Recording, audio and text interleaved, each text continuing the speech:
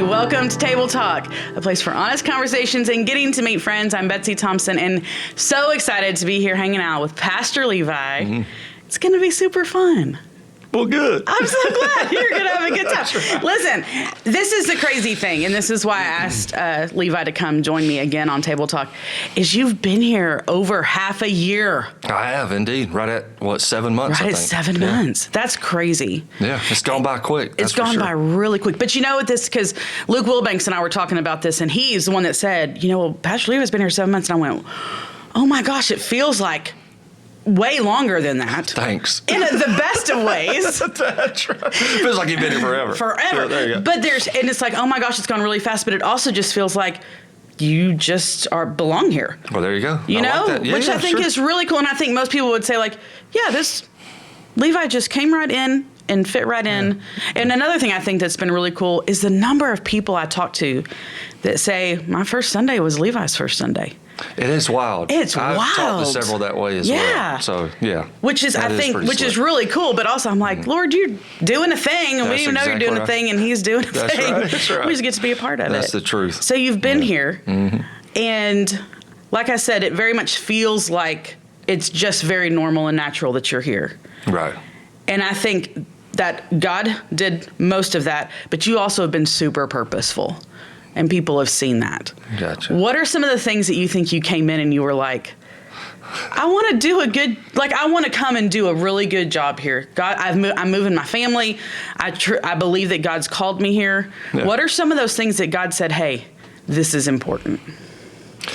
Well, that's a phenomenal question that you're asking. Probably not one I told you I was going to ask. No, that's perfectly fine. Yeah. So, I mean, first of all, the fit was a big deal. Whether or not, my personality, kind of my, skill set, does it fit with what Sagemont really needs at the moment? And then what's going on in the life of Sagemont? And will, the skill set that the Lord has allowed me to have, will it actually help Sagemont move forward? So that was a big deal before I ever came. So once I sensed, this is a good fit, and obviously I sensed the Lord's calling me here, we just jumped in. So it's been phenomenal, man. I've enjoyed getting to know the church, and you're talking about being purposeful. There's several things that I sought to do coming in the gate. One was get to know people. So I've been very purposeful with that. I have lunch with a ton of people, which has been great. Which is great. And then also, I've gotten to know a ton of folks just on Sunday mornings. So that's been one of the deals. Yeah. But then the other, on the back end, and this is probably what most people don't, see, is I try to be purposeful with getting to know staff. I mean, Sagemont is a large staff. There's a lot of people want to know what they've got going on, what their hearts really are, and then how we can all kind of work together to accomplish, God's purpose of making disciples. Yeah. And that was one of the things that I feel like I tell people when they say, well, how's Levi? Like, they're like, what's it really like? What's he really like? And I'm like, that guy you see on the stage, that's who he is, which is a huge blessing. But you are you're a gifted pastor. You are a gifted shepherd.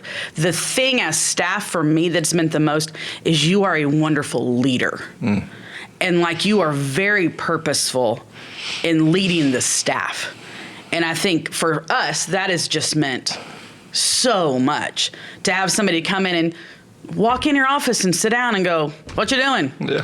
What's happening? Or when you have a window in your door and you just look through the window. But and listen, I think it's okay for all of us to know, to make that stuff happen, you have to be purposeful. Sure. So you probably have on your calendar, go walk around the church. Go stick my face in people's windows and just see people. Right. And so you aren't just doing that on Sunday mornings, you're doing it throughout the week with staff. Yeah, sure. Which is huge. It is. It is to me. Right? Yeah. So it's very beneficial for me. So, and I don't necessarily have it written on my calendar, but I do have time frames that are blocked off just to walk around. But that's that's a lesson I learned, early on in ministry. This may sound strange, but I'll share this because I think it's unique. Is when I first started pastoring, first of all, I was the only guy, right? So literally, we had no staff. Right. So as the church grew, we started adding staff, and we did a 360 eval that I was a part of with the staff. And one of the critiques that I received, now this is when I early on ministry, and one of the critiques was, Levi, you're so task-driven that oftentimes you walk right past us and don't even see us. Right. And I was like, what? I mean, I didn't even realize that. So I was like, okay, I've got to make it a task, because I am task-driven, to actually spend time with people, make sure that I stop, talk to them, what's going on. So that was some valuable information learned the first church I ever pastored. Yeah. So, and I was so thankful, for my buddy, his name was Jeff, just to have the boldness to tell me that, you know what I mean? Because absolutely, that was thank you, So yes. Anyway, that's been very helpful. I love. And then I read kind of one stuff. time, I can't remember what pastor it was, but it was in a book. He was writing about pastoring, and his little quote was, "Walk the halls slowly." And I thought that's a phenomenal concept as well. Yeah. You know what I mean? I love that. Yeah. And I think everybody, that whenever you first came, that was one of the first things people talked about more than anything, was he's out in the hallways on Sunday morning. He's in the parking lot. He's opening doors. He's, just kind of doing all the things. So here's a funny story, all right? And I'm not going to name the couple just because I don't want to name them. Yeah. So anyway, it was one Sunday morning when it wasn't, 1,000 degrees outside, that I decided I would jump on the golf cart and drive around and pick people up. Well, there was this young couple walking, and, I said, hey, do y'all want to ride? Well, they didn't turn around. So I'm kind of ridiculous sometimes. So I was like, hey, I'm talking to you. So I started yelling at them. So they turned around. It's like, y'all get inside this. And so they got in it, and I was driving them. And so I, turned around. It's the first time I'd ever seen them. And I said, hey, so how long have you guys been at Sagemont? And here's what they said. Today's our first Sunday. I cannot believe I just yelled down these people. Did you go like, oh, we're so glad you were here, and say nothing else until you walked out on the stage? So anyway, they found out I was the pastor, which I was like, hey, listen, I don't normally talk to people. I was just acting stupid. So now I'm doing their wedding.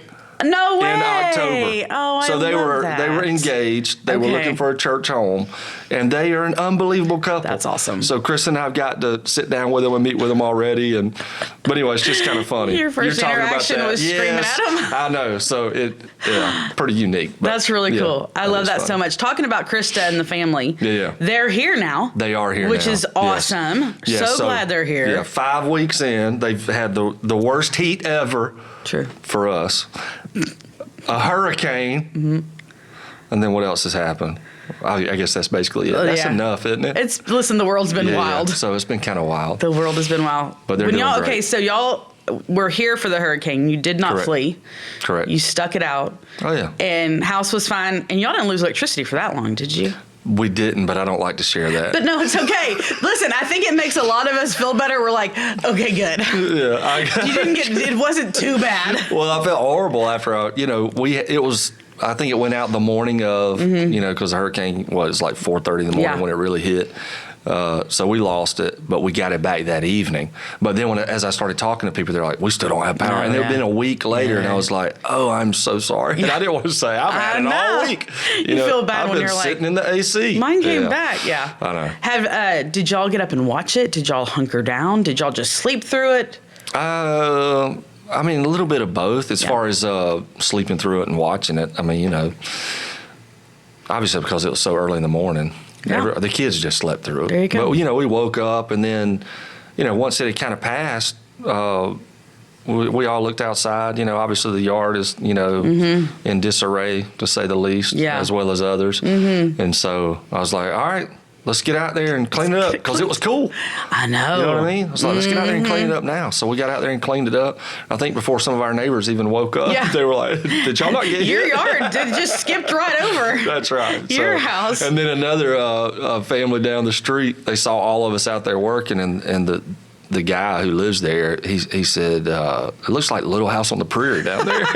So anyway, that was pretty fun. All your little people. That's right. That's so fun. So it was fun. But besides hurricanes and heat and the weather of Houston, we get it. Yeah. How are they doing with a huge transition? Honestly, extremely well. But I would, commend the fire out of the church. The church has done so great at showing hospitality, but then also just bringing our kids in. So all of our kids immediately were kind of invited into a group, so to speak, and so they're hanging out and doing well. Yeah, I love that so much. That's one of the things, being here for a long time at Sagemont and seeing staff come in and their kids come, or just new members come and their kids come. Man, if you're a parent and you've got kids or teenagers, have them go to kids ministry and student ministry. 100%. And it's not just that our staff is awesome, which they are. They've trained and discipled the students on how to bring people in. Yeah. And it's so cool to watch. It is very cool. Well, and our families, we obviously are beneficiaries of that. Yeah. So super grateful. I love it. Now, is your oldest son still in? He's still in Georgia. Okay. That's right. He's going to finishing college and all that. Just finished up a summer job. Okay. Working in a place called Kane Equipment. So he'll go back to school, Lord willing, in a few weeks. Okay. So he's literally in the process, even this coming weekend, of moving from where his summer job is back into basically. Him and a couple of guys are getting a house together. Yep. So fun. Yeah. And how is Krista handling a kid not being in the same state as her? She's getting all personal. Listen, at this table talk. It's the mama and me that's getting ready to have 2 kids move out of state. And I'm like, so how is it? How is it really? She's doing extremely well. That's good. She's doing well. Now, obviously, she would love for everybody to be under the same roof. Or at least in the same zip code. Yeah, something. So, and I get that. You know what I mean? Absolutely. So, but she's handling that really well. I love it. I tell people, because when I tell people, our kids are going to University of Kentucky and Liberty, like states away. That's right. Often they'll go, what'd you do to make them want to leave you? And I'm like, no, it's that I've prepared them so well that they are so well equipped that they can go out on their own and they're not scared to do it. So yeah, well, you want them to be independent, and then when they start flexing that independence, you're like, well, maybe that wasn't such a good idea. What did I train you to do? Exactly what did I pray that you would one day do? Right. Now you're actually doing it. So scary. So would you look back at your time here and say it's kind of what you expected, or has it been very different than what you expected? No, I don't. I think it's what I expected. Obviously I knew the challenges. I knew the benefits. I knew I have not been necessarily shocked by anything. Good. Which has been good. You know what I mean? So which I think is awesome, that God gave you wisdom in eyes wide open. Walking into something going, this is going to be great, but it doesn't mean it's going to be all perfect all the time. Well, there is no perfect church. That's right. You know what I mean? I say that. I saw a sign one time of a church, and it said, Perfect Church. That was the name of the church. For real? Yeah, but what was hysterical is that the sign was all dilapidated. Yeah. It was like hung crooked, and I'm like, that's not a perfect church. But all that to say, I've worked with tons of churches just, historically. And so I've had the opportunity to kind of peek behind the curtains of a lot of places. And, even the ones that are doing phenomenal work for the kingdom, you get behind the curtain, there's still issues. There's still difficulty. Absolutely. You know what I mean? So it's just part of it. Yeah. I think that's one of the cool things about your history, especially your recent history, that probably wouldn't have been what I would have thought we would pick. Right. That you hadn't been at a church in a while, but you'd been working with churches and helping them get healthy and do the things. And I don't think I would have picked that, but I think there's, oh my gosh, the stuff you bring in, because you've worked with so many churches, is really cool. Yeah, it's a lot of fun. Getting to use all those tools. Yes, ma'am. Bringing them. Well, that's one of the things, if you think about, like, what has the Lord taught you, since you've been here? Yeah. It's like the Lord is always preparing you for the next leg of the journey. So I look back, even what I just shared with you a moment ago about staff. Yeah. Well, I learned that at the first church I pastored. I started there at 23 years old. You know what I mean? So I learned that, and that carried me along. And then I learned a lot of stuff, at the second place I pastored, and, a lot of stuff as well at Georgia Baptist Mission Board. So, absolutely. Yeah, it's been beneficial.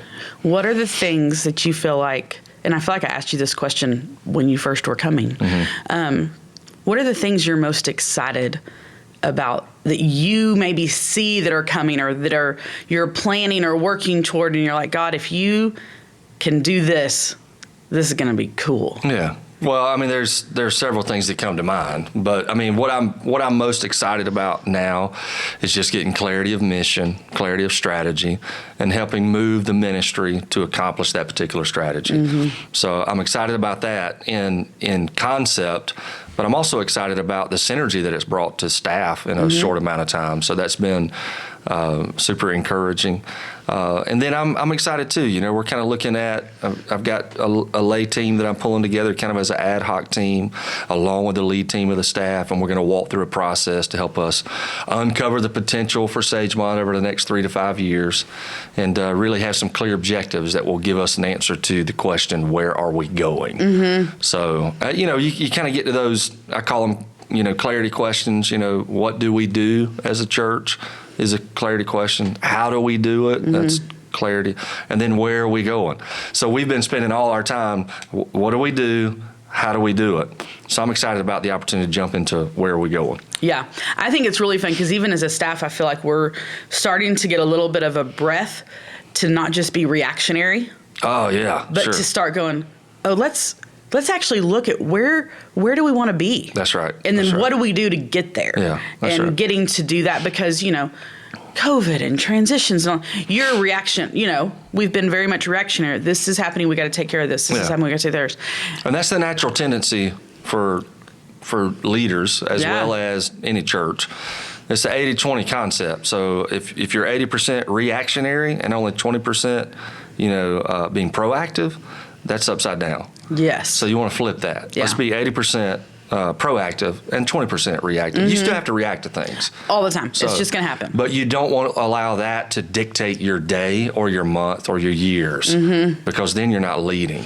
Yeah. You know what I mean? Yeah. So, you know. And that's what I love because that won't just happen. Correct. Yeah, you have to be intentional about that. To that's what I'm saying. That's the natural tendency. Yeah. So to default, we all lay in that. You know what I mean? But if you get real serious about being proactive and thinking ahead, it's very helpful. Yeah. Very helpful. I also think something that's neat is as we're looking at those things, like where do we want to go and what do we want to do? Not saying, okay, and so next month, this is like you know, it's being able to go, to do this well, it takes time. That's right. And like you said, walking slowly, but I also think even just in planning. Yes. And vision and casting and all of that. That's right. That going, hey, we don't just want to think about where we're going to be, excuse me, in 6 months. Mm-hmm.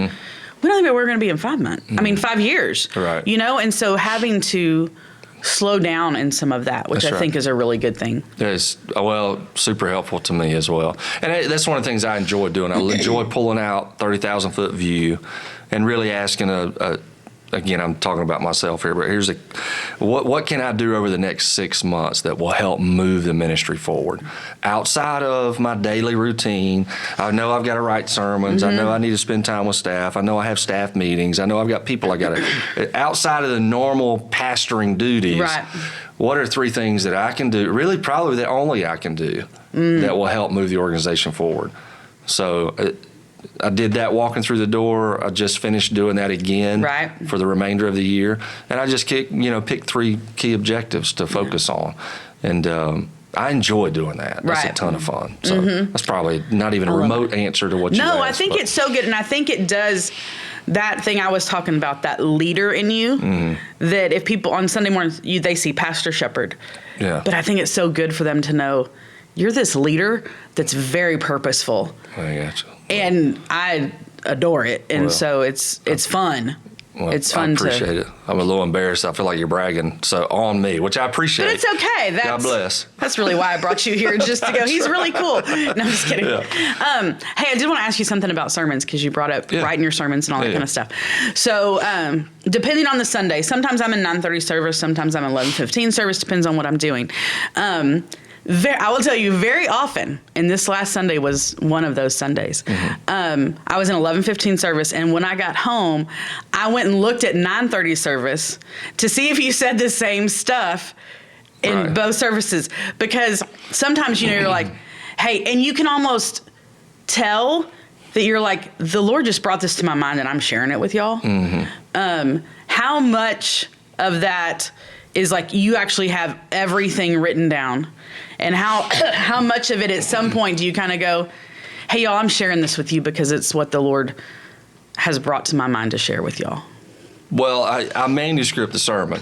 So it's, I mean, if you've ever seen one of them that I've done, you're just like, oh, that's literally what he preached. Right. But there are times, it's more extemporaneous is kind of the phrase that's often used. And that's a big fancy word. That does look different probably from service to service. Yeah. But that would be because I'm just, sensing that's where I need to go or I need to lean in. And, you're nudged by the Spirit of God to say certain things in certain times, and sometimes I don't even know why, but if it comes to my mind. Now, I also say I filter a lot of stuff that comes to my mind. But, of course, I know what you're talking about from last Sunday. That's probably, I wouldn't say it's an anomaly. Right. But there is, you're going to see a different, you're going to see something different regardless of what service you come to. Because I'm not just going to read the manuscript. Right. You know what I mean? Which I love because they're the same, right? Yeah. It's the same message. That's right. But I also love knowing that there is something special about being in the room. I gotcha. Yeah. I'm like, this message you prepared, God gave it to you. It's prepared so that every single person, we hear this all the time, he was talking just to me. It was, God had something just for me in that moment. And I love the fact that you're willing to let the Holy Spirit move you even in the moment. Yeah, I gotcha.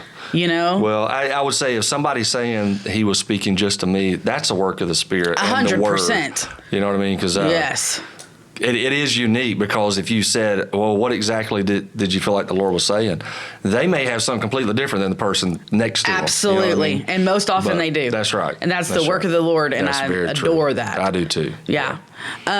Two things that really have, I think, enhanced our worship time on Sunday mornings is our prayer time. Right. And our invitation time. And I think most people would agree with those two things. I gotcha.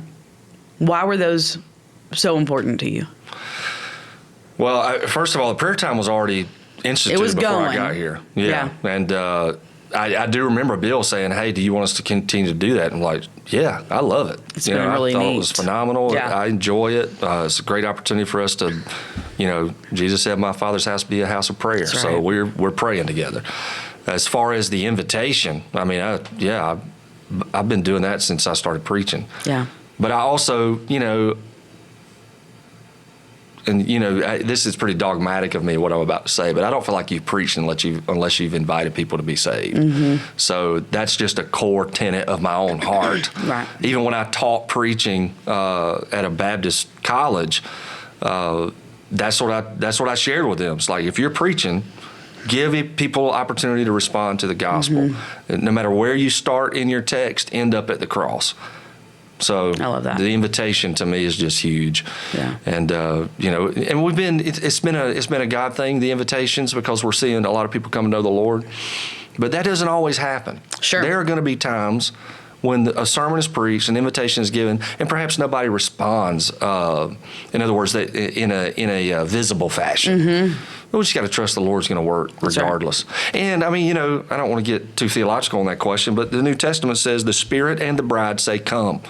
That's an invitation. The Spirit, the Holy Spirit, the church is the bride. What do? We invite people to come to faith in Jesus. He says, you're my ambassadors for the sake of the kingdom. As if God himself is making an appeal through us, we beg you on behalf of Christ, be reconciled to God. All right, well, God is using us to beg people to come to faith in Jesus. All right. Well, right. I'll do that. Yeah. You know what I mean? Sign me up. Yeah. Have you always done the look up at me instead of raise your hand? Not always. I've done that probably more so in recent years than I'm trying to remember when I first started doing that.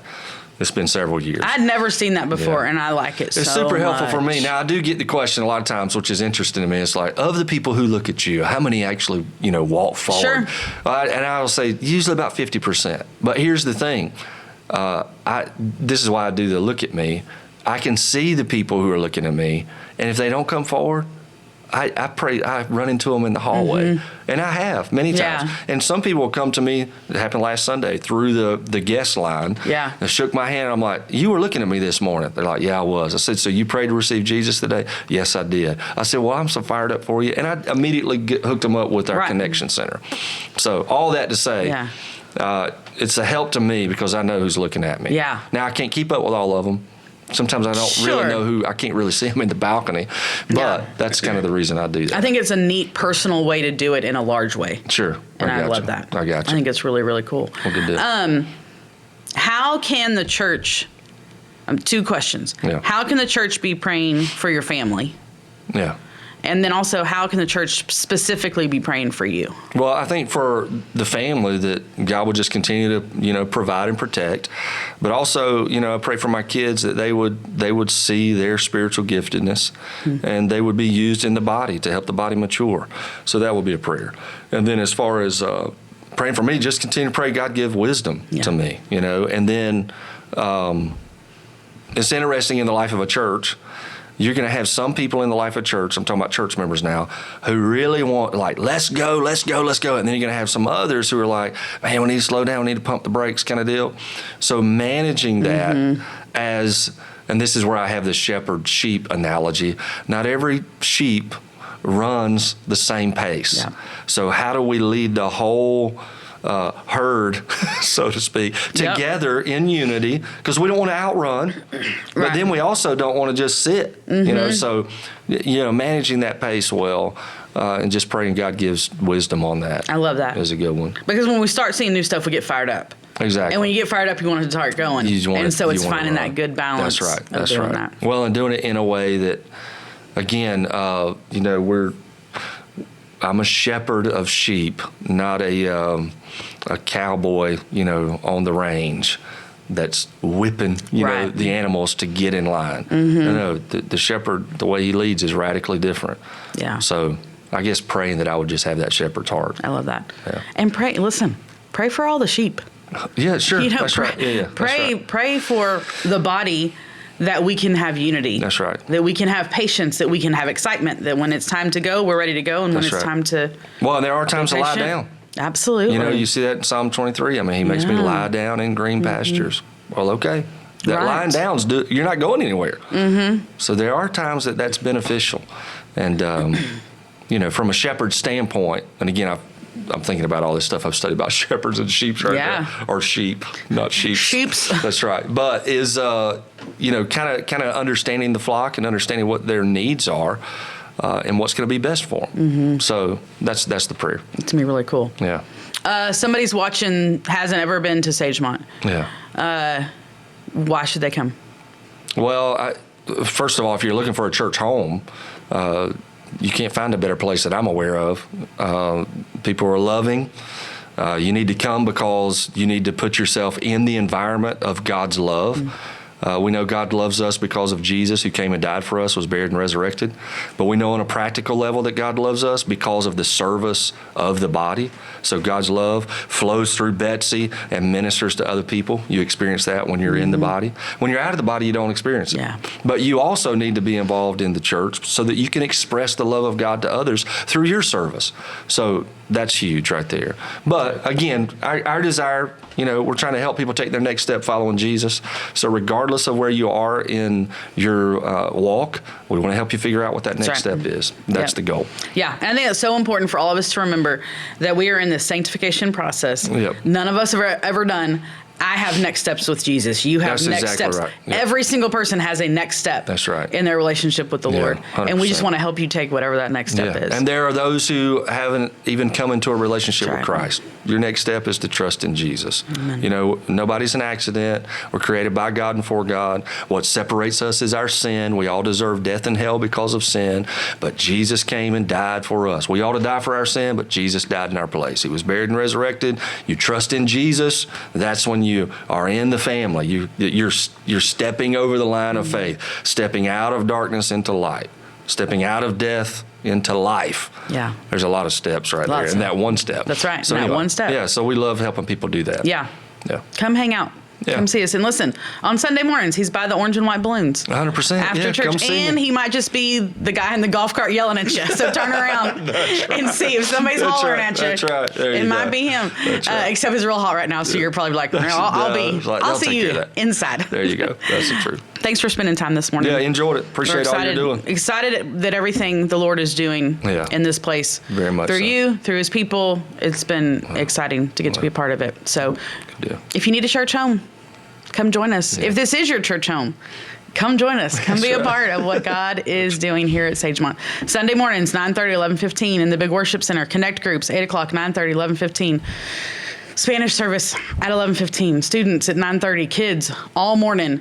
Come hang out. There's something for every single person here at Sagemont. We'd love to help you find your spot and take your next step. So thanks for hanging out today. I appreciate it. Y'all have a great time with the rest of your day or evening, and we will see you next time on Table Talk.